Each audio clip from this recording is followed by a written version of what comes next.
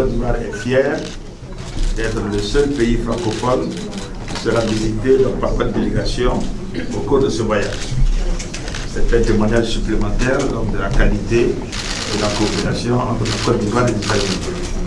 Et je suis sûr qu'au cours des entretiens, il vous a déjà été dit que l'économie ivoirienne est robuste, que nous avons une croissance économique forte depuis 2012, en moyenne d'environ 9% de 2012 à 2016, que le programme que nous avons avec le Fonds monétaire international a été conclu au niveau de sa dernière revue et a établi que notre croissance en 2017 était de 7,8%, que nous projetons donc sur 2018-2020, sur cette période, une croissance moyenne autour de 8%, que nous avons été sur les marchés internationaux, que la confiance des investisseurs internationaux est forte.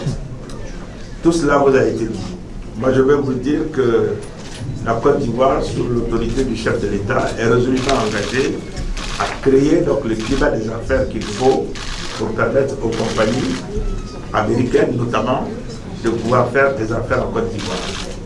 Tous les plans de développement que nous avons conçus sur la période 2011, donc 2015, ou sur la période 2016-2020, sont des plans de développement qui prévoient que au moins 60% des investissements dans notre pays soient réalisés par le secteur privé.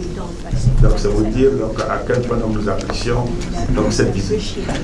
Alors, je voudrais donc vous proposer, monsieur le secrétaire d'État, que nous nous tenions à disposition pour répondre à des questions. Parce que vous avez déjà pas mal d'échanges. Je suis sûr que vous aurez des réponses à pas mal de questions. Mais s'il y avait encore des questions résiduelles, le chef du gouvernement est totalement disposé à y répondre. Merci beaucoup et encore une fois, bonne arrivée donc à Abidjan, à Kouaba. Le propos de visite, c'était de montrer l'amitié des États-Unis pour la Côte d'Ivoire, mais aussi pour promouvoir le renforcement de l'économie et l'innovation commerciale entre les États-Unis et la Côte d'Ivoire.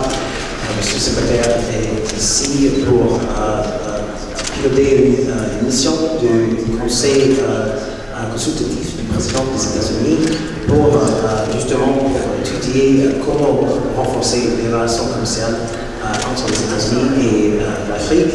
Je voudrais également appuyer encore ce que le sous-secrétaire a dit concernant tout ce que nous avons vu sur le secteur privé américain qui est venu. Nous avons vu de très belles choses en Côte d'Ivoire. Nous avons autour de 25 sociétés, compagnies privées qui sont venues pendant cette visite-là, qui ont visité la Côte d'Ivoire, qui sont dans différents domaines d'activité, qui sont prêtes à investir en Côte d'Ivoire. En somme, je pense que ce gouvernement a un très bon futur.